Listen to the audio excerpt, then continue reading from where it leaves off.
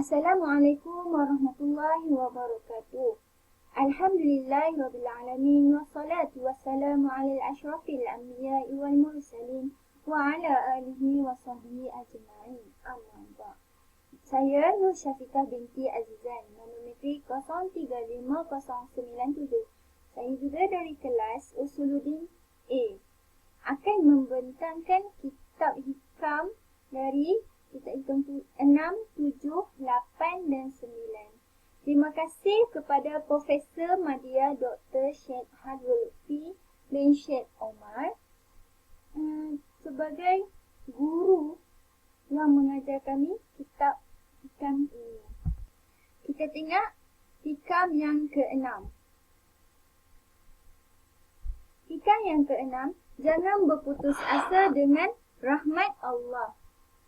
Janganlah hendaknya terlewat waktu perkenan, sedangkan kamu terus berdoa membuatkan kamu berputus asa. Ingatlah, dia berjanji memperkenankan doamu mengikut pilihannya untukmu, bukan mengikut pilihanmu untuk dirimu. Dan pada waktu yang dia mahu, bukan pada waktu yang kamu mahu. Doa yang diperkenankan mengikut apa yang dia pilih untukmu kerana dia lebih mengetahui dirimu apa yang lebih baik untukmu. Allah berfirman, doakanlah kepadaku, aku akan memperkenankan.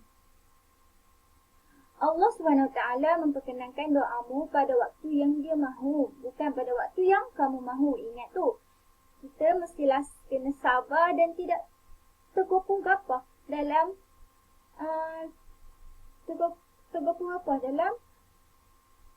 dalam menerima doa tersebut.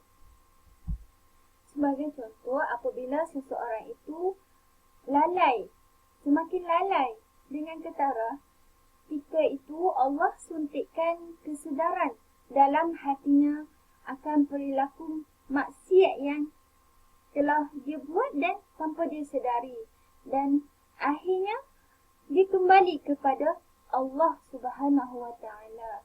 Firman Allah Ta'ala lagi, boleh jadi kamu membenci sesuatu sedangkan dia baik untukmu, dan boleh jadi kamu menyukai sesuatu sedangkan dia buruk untukmu. Allah Subhanahu wa Ta'ala mengetahui sedangkan kamu tidak mengetahui.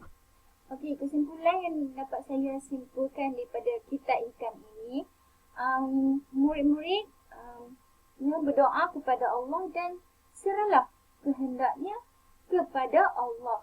Boleh jadi dia memperkenankan doamu dan boleh jadi dia menyimpan pahala untukmu. Dan dengannya kamu dapat mencapai syurga dan melihat wajah Allah di akhirat sebagai ganti dari apa yang kamu minta. Kita tengok pula kepada hikam yang ke-7. Hikam yang ke-7 mengisahkan tentang jangan ragu dengan janji Allah.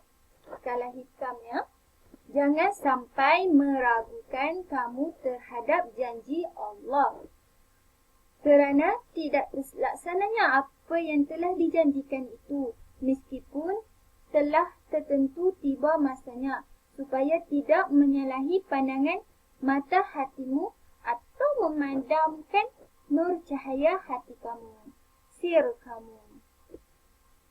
Tidak ada keraguan di dalam hati seseorang hamba jika di dalam hatinya taat kepada Allah. Manusia yang beriman melihat dengan pandangan yang besar terhadap hak-hak Allah. Sebahagian orang akan diuji dengan tertunai atau tertahannya janji Allah. Kehendak dan perbuatan kita juga adalah anugerah daripada Allah. Tidak layak bagi kita sebagai hamba untuk menagih janji Allah. Nikmat yang paling agung kurniaan Allah adalah untuk orang yang tetap teguh dan berada di jalan Allah. Kunci kebahagiaan bagi seorang mukmin ialah sabar, syukur, redha dan pasrah dengan ketentuan Allah.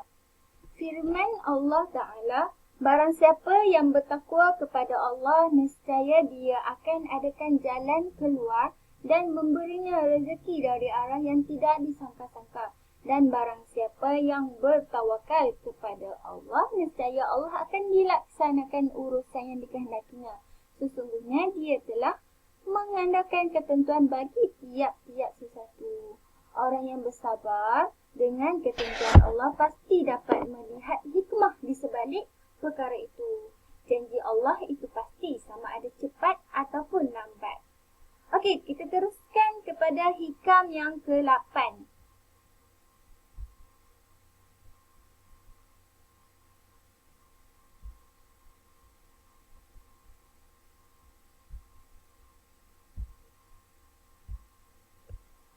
Okey, hikam yang ke-8 adalah kurniaan Allah.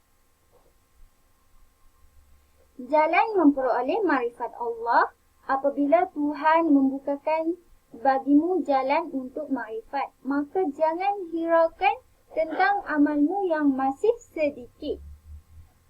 Okey, kerana Allah Subhanahu Wa Taala tidak membuka jalan tadi, melainkan Dia berkehendak memperkenalkan dirinya kepada kamu. Orang yang hatinya suci, bersih akan dapat makrifat daripada Allah SWT. Dalam perjalanan mencari makrifat, seseorang tidak terlepas dari kemungkinan menjadi ragu-ragu, lemah semangat dan berputus asa jika dia masih bersandar kepada sesuatu selain Allah. Hamba tidak ada pilihan kecuali berserah kepada Allah. Hanya Allah yang memiliki kuasa mutlak dalam menentukan siapakah antara hamba-hambanya yang layak mengenali dirinya.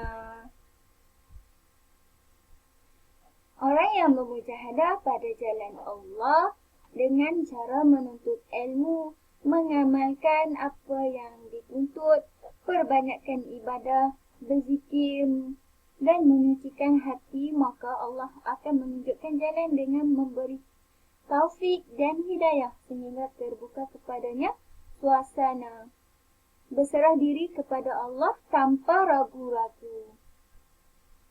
Dan redha dengan Allah, dia di bawah hampir dengan pintu gerbang makrifat. Dan hanya Allah sahaja yang menentukan apakah orang tadi akan dibawa ke hadiratnya ataupun tidak, dikurniakan makrifat ataupun tidak.